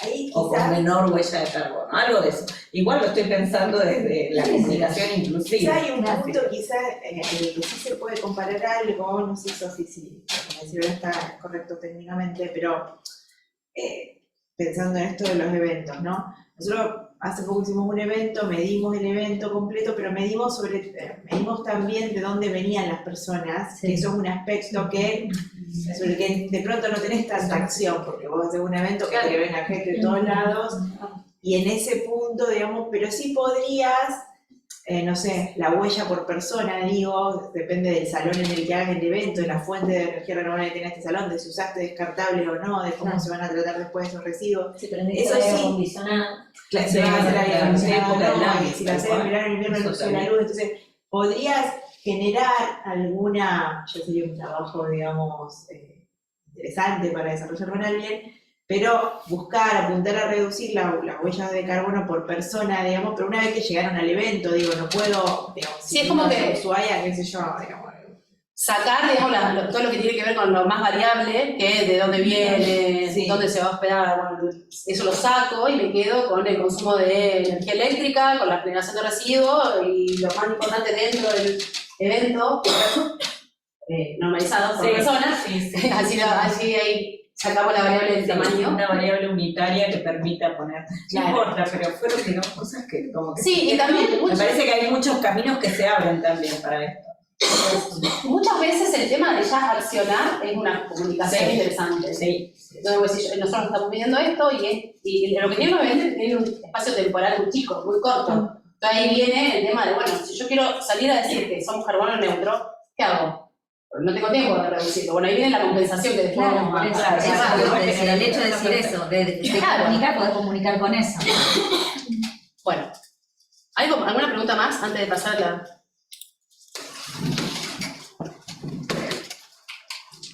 Bueno, ahora nos metemos un poco más para... Esta hay algo importante, esto como los pasos que ya habíamos visto, pero empezamos, ¿no? Definimos cuáles son los límites, qué es lo que voy a estar midiendo, cuáles son las fuentes de emisión que voy a estar analizando, esto lo hace 1, CANSE 2, CANSE 3. Buscamos qué es lo que vamos a estar usando, la ISO, el protocolo, el IPCC. El IPCC es una enorme fuente de información, hay muchísima cantidad de información en el IPCC, sobre todo residuos, no hay otra forma más que ir al IPCC. Empiezo a buscar los datos de información de la actividad, busco los factores de emisión, hago los cálculos y vamos al informe, que depende de lo que queramos. No vamos a llegar a ver todos los requisitos del informe porque es mucho, pero sí vamos a llegar a los factores de emisión y, bueno, empezamos a meternos en el detalle. Acá, esta primera gran parte de la tabla, que está marcado como core o como, digamos, es lo que pasa dentro de la organización. Esto es, cuando hablaba de las normas ISO, les puse en un costadito ya una que recomendaba, y la vuelvo a recomendar. Esto está sacado de esa y es la 14069, que son los requisitos para el informe. Acá te está diciendo cómo sugiere que uno divida las categorías. Bien. Esto es todo lo directo, todo lo que pasa dentro de la empresa. Entonces, acá hay 5 y empecemos. Emisiones directas por combustión estacionaria. Acá puse ejemplos. A ver si esto tiene un mouse. Emisiones directas por combustión estacionaria. Es todo lo que tiene que ver con combustión en aparatos que no se muevan. Para decirlo muy fácil, es estufas, hornos, generadores, cualquier cosa que esté quieto y calderas y no se mueva. ¿Por qué? Porque la forma en que combustiona va a cambiar si es un vehículo o no. Entonces, acá yo lo que tengo que poner es, por ejemplo, el consumo de gas natural. Esto es lo que me va... ¿De dónde lo saco el consumo de gas natural? De la factura de gas natural. Acá tenemos, como les decía, calderas, horno y todo lo que esté estático. Ahora voy a hacer una salvedad considerando la segunda fuente de emisión, que es emisiones directas por combustión móvil. Dentro de si mi empresa tiene vehículos que son propios, que son de la empresa, yo tengo que medir las emisiones por la combustión de ese vehículo, si es que son de la organización. Si no son de la organización, van a ir las emisiones indirectas, que son las emisiones de alcance 3, ¿no? ¿Y qué pasa entre esta y esta? Si yo tengo un generador y tengo consumo de diésel, y yo en realidad el consumo de diésel lo estoy usando, lo estoy sacando de mis boletas, en algún momento voy a tener un combustible que lo uso en el generador, que tiene que ir ahí arriba, y otro combustible que lo uso en mis vehículos, que lo voy a tener acá abajo. ¿Cómo hago? Entonces, ¿se entiende la problemática? Yo saco mis compras, saco la sábana de mis compras y veo que tengo 20 litros de consumo, 200 litros de consumo de combustible en enero. Pero yo tengo un generador y en algún momento ese generador funcionó en enero. ¿Cómo divido? Bueno, eso es uno de los grandes, uno se empieza a encontrar con estas cuestiones. ¿Cómo se divide eso? En el primer inventario, muy probablemente, hablando con los expertos, con el técnico de mantenimiento, diciéndole cuánto tiempo venden ustedes por mantenimiento de los generadores, cuánto tiempo se cortó la luz, tienen medido, y a medida que uno va avanzando en la calidad y en los datos, eso va a quedar registrado. O sea, en la primera huella tal vez se estime, y en la segunda tal vez haya una planilla o algún medio que me permita saber que el dato ese realmente es válido. Emisiones directas relacionadas con los procesos. Acá les decía, si yo tengo mi corazón de mi planta es generar una planta de tratamiento en donde yo a ciertos efluentes los modifico, los hago tratar y se genera metano, por ejemplo. Esto es dentro de lo que es emisiones directas relacionadas a los procesos. Lo mismo, si yo estoy midiendo la huella del campo, a donde aplico fertilización, las emisiones por la volatilización del nitrógeno que aplico como fertilizante va dentro de lo que es emisiones de procesos, todo lo que tiene que ver con la gestión, con la fermentación entérica, el proceso digestivo de los rumiantes, de las vacas, por ejemplo, va en emisiones de los procesos. Emisiones fugitivas de gases refrigerantes. Acá hablábamos de que había muchos gases en todos los aires acondicionados. El gas que se le carga, que dicen que es, muchas veces dicen, no, pero este gas es ecológico. Nosotros en Argentina estamos en un momento en donde el gas ecológico que se está cargando en los gases, los aires acondicionados, es ecológico para la capa de ozono, pero no es ecológico para el cambio climático. Entonces, las recargas de gases refrigerantes son necesarias porque tienen un poder de calentar la atmósfera altísima. Estamos hablando de 1000 pico, 2000, estamos hablando de valores altísimos, que capaz que es muy poquitito, pero esa multiplicación, cuando yo, ¿se acuerdan? Esta molécula la multiplico por 28 en el metano, en el gas refrigerante la multiplico por un valor bastante más alto. Bien, emisiones y remociones directas por uso de suelo, cambio de uso de suelo, forestación. Esto tiene que ver con todo lo que pasa en los suelos, con toda la biomasa. Yo tengo mi planta industrial rodeada de una cortina de árboles, la absorción de toda esa cortina de árboles iría en esta categoría como remoción, ¿no? Se resta, se dividimos para atrás. Todo esto tenemos que pensar que es emisión y remoción. Normalmente estamos acostumbrados a pensar en las emisiones, pero hay casos de remoción. Yo tengo algo que está en realidad capturando. Emisiones por uso de energía eléctrica, esto no me voy a detener demasiado, es el consumo justamente de la energía de red. Esto hay factores de emisión, los más recomendables son los de CAMESA porque tienen una actualización mensual. Es decir, yo hoy puedo saber cuál fue el factor de emisión del mes pasado. Una de las cuestiones interesantes acá es que cuando nosotros nos llega la energía, y cuando hablamos de energía hablamos de esta energía y hablamos del combustible, desde que se genera, en el caso de la energía, y en el caso del combustible, desde que se saca del pozo, hay pérdidas intermedias. Todo eso se tiene que contabilizar. Eso es, en realidad hay un ratio de pérdida por tipo de energía o por tipo de combustible. Bien, y acá nos vamos al otro monstruo, que son las emisiones de alcance 3. La idea es hacerlo lo más rápido, lo más dinámico posible. Esta parte acá que dice U, o D, o esto que no, significa upstream o downstream, es decir, yo estoy mirando para arriba de mi cadena productiva o estoy mirando hacia abajo. Entonces, me voy, por ejemplo, a esta, que es una de las más importantes, productos adquiridos. Si yo uso resmas de papel, la producción de la resma de papel generó gases de efecto invernadero. Entonces, yo tengo que analizar de todos mis insumos cuáles son las emisiones por la producción de esos insumos. ¿Cómo se hace esto? Se saca, se pide y se analiza con la gente que conoce, la gente de compras, normalmente, una lista de los principales insumos y materia prima de la organización. Es posible que esa lista sea monumental. Entonces, en primer lugar, empezamos a tomar criterios. Todo lo que queda, si es una planta productiva, todo lo que queda dentro de mi producto debería considerarlo. Si es para una cuestión auxiliar, podría dejarlo de afuera. Una vez que yo defino esa lista de los insumos que voy a estar analizando, lo que tengo que hacer es y acá hay una gran, esto es lo que por ahí está bueno analizar, es que estamos muy atrasados. ¿Por qué? ¿Cuál sería el caso más ideal? Sería que yo me contacte con el proveedor de mi residuo, de mi producto, o en realidad entre a la página del producto, o a la ficha técnica del producto, y me diga, por una unidad de este producto emití tanto. Eso no existe en Argentina, ya son muy pocos los productos que pueden llegar a tener su huella.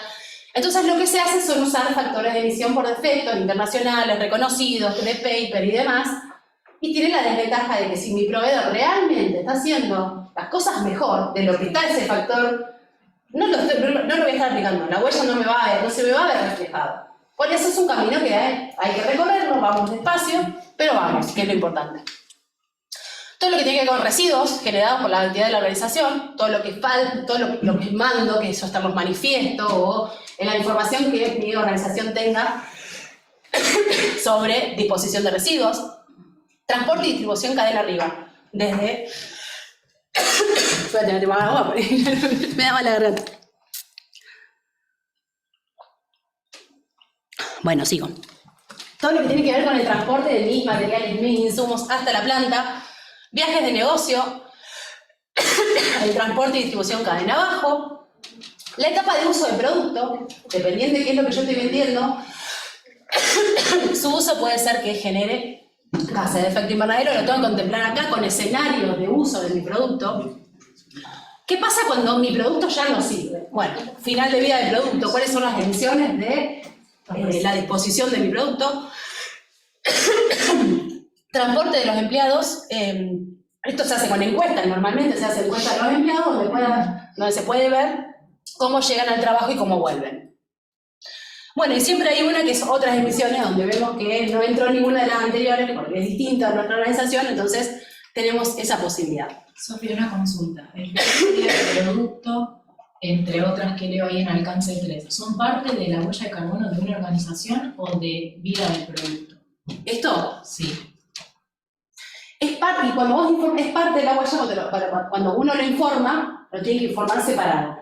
Para que cuando si no se hace una cadena que se retroalimenta y no se termina nunca. Bien. Pero sí, todo esto es parte de la huella completa. A la hora de que me usan mi factor de emisión, esta parte no. Porque si no estás contabilizando el que lo use y yo. Claro, exacto. Bien. Dale, pasale. Me parece que ya estamos. Esto ya para mencionárselos, ¿de dónde saco estos factores de emisión tan importantes? Porque es lo que me va a llevar, digamos, me da a traducir. IPCC es uno de los principales, tiene una base de datos del IPCC donde yo puedo buscar lo que necesito, el factor de emisión de la producción de aluminio, y te va a mostrar por gas cuál es el factor de emisión. Uno tiene que elegir el más apropiado según la tecnología que se está usando para la producción y demás, pero es una muy buena fuente de emisión. La tercera, comunicación nacional, que es como el inventario de gases de efecto invernadero de Argentina, pero está muy completa porque tiene todos los factores de emisión publicados. Les nombraba CAMESA para todo lo que tiene que ver con energía eléctrica. Hay bases de datos, algunas pagas, otras no. Bases de datos de análisis de ciclo de vida se deben buscar. Hay mucha información también. Y siempre es recomendable, cuando uno empieza a analizar, yo quiero medir mi huella, bueno, empezar a buscar ejemplos, papers, información que haya publicada y que sea reconocida, para empezar a entender qué es lo que tengo que medir, cuáles son las principales fuentes de emisión y no olvidarme de cosas importantes. Esto es lo que yo les decía de los productos, las declaraciones ambientales de los productos tienen mucha información, está muy bueno porque te muestra las reglas bien claras. Llegamos al concepto de carbono neutralidad. ¿Cuál es el concepto de carbono neutralidad? Justamente es que yo, mi organización, mi producto tiene emisiones iguales, netas iguales a cero. Eso sí me implica medir, reducir, y en el caso de que yo quiera no llego reduciendo, necesito compensar. Es muy importante que este paso, cuando hablamos de compensación, el paso de la reducción, no lo podemos obviar. Es un paso necesario. Yo necesito mostrar acciones de que estoy reduciendo mi huella de carbono para después sí llegar a lo que sería la compensación.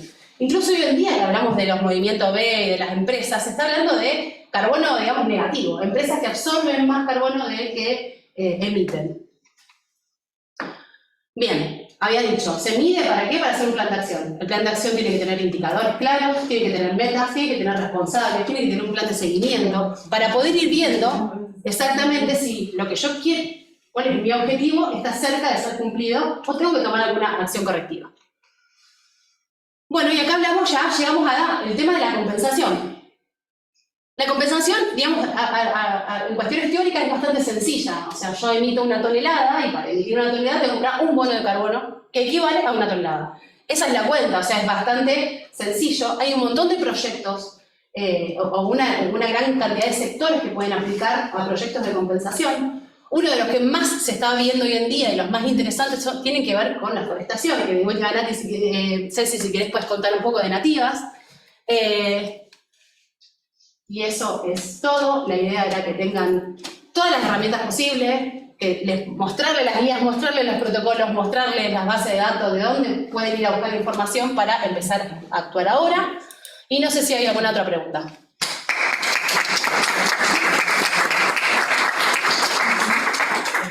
Sí, hay algunas, si querés leer vos. En el caso del uso del agua, ¿se toma en cuenta o se hace una huella hídrica? Bueno, en este caso el consumo de agua, la huella de carbono no incluye la huella hídrica, son dos, como si fuesen dos caminos separados. Por eso yo decía, huella de carbono es bien específico cambio climático. Si yo voy a contemplar, normalmente no se contempla el consumo de agua, porque no existe información donde no existen factores de emisión aprobados que digan por tantos metros cúbicos de agua se usaba tanta cantidad de energía para potabilizar, por ejemplo. No existe esa información en Argentina, así que la huella hídrica y la huella de carbono hoy van por caminos separados y normalmente lo que es agua lamentablemente no se está incluyendo en huella de carbono, así que no. Bien. No entiendo la diferencia de residuos de alcance 1 y 3. Bueno, Jorgelina, la diferencia es, si el residuo se trata dentro de la organización, es alcance 1. Si el residuo se trata fuera de la organización, es alcance 3. Esa es la única diferencia. Es decir, yo tengo una planta de tratamiento de efluentes dentro de mi organización, es alcance 1. Ahora, si todos mis residuos van hacia distintos lugares, pero se van fuera del límite de la organización, es alcance 3. ¿Cada cuánto? Eso, el tema de la periodicidad de la medición es algo que debe definir la organización. ¿Qué se recomienda que se haga anual? Digamos, se puede definir, la organización puede definir hacerlo cada 2 años, más que eso no. O sea, normalmente es eso anual o cada 2 años. ¿Se puede comentar? ¿Se pueden comentar sobre alguna indicación o dónde se puede buscar para utilizar los factores de emisión de las comunicaciones nacionales? De las comunicaciones nacionales, de los factores. Sí, la tercera comunicación nacional. No la de... Entiendo que a eso se refiere. Mira, yo ahí en la parte de factores de emisión estaba puesto cuáles eran las digamos... Sí, pero ¿dónde los puedo encontrar? Creo que pregunta. Yo no. ¿Dónde se puede buscar o utilizar los factores? Yo buscaría la tercera comunicación. En la tercera comunicación nacional están publicados los factores de emisión y incluso cada factor de emisión. Ahora, página, no me acuerdo. Está colgado en la página del Gobierno Nacional, argentina.gov.ar, si es eso lo que pregunta. Exacto. Si es eso, sí. Creo que pregunta eso. Y esa sería la última. No sé, Germán. ¿Por qué no simplifica el criterio que define carbono positivo y negativo? Algunos le asignan positivos al secuestro y otros lo llaman negativo. Totalmente de acuerdo, y por eso uno cuando lo menciona, lo explica. La pregunta es por qué yo digo carbono negativo o digo carbono positivo. Bueno, sí, es un tema también. Bueno, Nico. Gracias, Sofi. Nada. Solamente para terminar, Diego, que pasar también. Diego, soy el presidente de la Fundación Nueva Generación Argentina. Junto con nosotros, como ver, se fue la organización que movimos. Sobre todo porque hizo mucho esfuerzo para llegar acá porque el avión, si no miramos, por favor, viene en avión. Pero bueno, sí. Solamente termino contando esto y ya si querés te dejo hacer el cierre a vos. Nosotros dentro de Moverse, como te comentaba al principio, somos una red de empresas que trabajamos de una forma más responsable, sostenible de hacer los negocios. Esta actividad justamente nace en el seno de una de nuestras comisiones de trabajo y tenía como objetivo, después de hacer esta capacitación abierta para cualquier empresa, en nuestro evento de fin de año, que va a ser el 5 de diciembre, las empresas socias que quieran y las aliadas que quieran tomar un compromiso público para la reducción, para la medición o para la gestión de la huella de carbono. Así que buscamos un aliado que tenga en su ideario justamente la misma temática, los mismos intereses. De ahí surge la posibilidad de organizar este evento junto con la Fundación, y además porque ellos son unos referentes dentro de lo que es Vida Argentina. Así que Gracias. No, corto. Primero, gracias. Moverse es una organización que, justamente, gracias a Nico, tiene ya muchos años y muchas empresas, y o sea que pueden influir mucho. Creo que están en una etapa nueva, y esa etapa nueva para nosotros es muy importante, porque estamos buscando aliados. Esta facultad es una aliada. Esta facultad está haciendo mucho para esta temática. Y como fundación, bueno, cuando propusimos a Sofía y a Ceci, que son conocidas de ustedes seguramente, es porque estamos en una experiencia importante, que son 120 hectáreas dentro del eje urbano, haciendo una medición que va a llevar su tiempo, que tiene un proceso no solamente en los números de la ingeniería, sino también que tiene que ver con la adaptación de una sociedad que empieza a comprender que es necesario medirnos con el objetivo de saber cuál es el estado de situación. El problema es qué hacemos con el estado de situación después. Y como fundación, justamente que trabajamos mucho el tema democrático, es llevar a los que saben, que son ellos,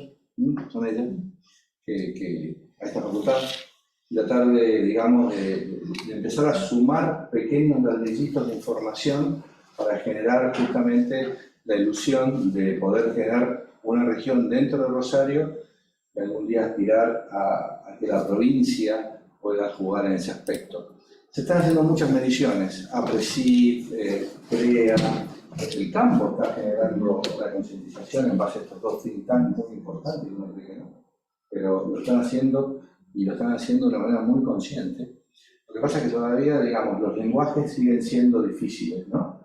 O sea, ¿cómo nos podemos juntar esos lenguajes todos para poder hacer lo que en Europa con la taxonomía, ¿no? De Europa con la medición y cómo ellos están viendo realmente ya no solamente cómo dividen y cómo van entendiendo su funcionamiento, sino justamente cómo van a terminar siendo la taxonomía financiera, que lo estamos necesitando para poder soportar y para que esto se traduzca realmente en una lucha contra el cambio climático. Y no es lucha, es una gran crisis que hoy tenemos uno de los candidatos presidenciales que nos va a llevar afuera del Acuerdo de París. Y eso tenemos que prepararnos mucho, y justamente mientras más nos achiquemos y mientras más trabajemos en áreas subnacionales, al revés, somos más poderosos. Y si podemos juntarnos con organizaciones como Moverse y con gente como Sofi y Ceci, y ustedes que están acá hasta ahora, creo que ese es el objetivo. Para terminar, acabamos acabo de ir a Buenos Aires una misión de senadores de California, que estamos hermanados entre California y Santa Fe, y estuvimos con el gobierno entrante, con el ministro entrante supuestamente, porque hubo unos cambios de ministro de gobierno, que uno dice más seguro para este lado, bueno, nada está pegado, ¿no? Pero aparentemente lo tenemos a Enrique, que es una persona a la cual yo le pongo toda mi fe, porque es una persona de bien y que está totalmente convencida de este tema, un luchador del tema de los humedales, Enrique Esteves, y bueno, entonces la idea es esta, ¿no? Cuando vos decías hacer el mercado de carbono voluntario, es lo que estuvimos hablando con California. O sea, si tenemos volumen nosotros y estos ladrillitos, o grandes ladrillos, como son Moverse o lo que hacen esta facultad, los podemos ensamblar y bueno, podemos hacer cosas mucho más grandes. El tema es de eso, juntarnos más, entendernos, comprendernos, aguantar nuestras locuras y nuestros, digamos, grandes defectos seguramente que tenemos.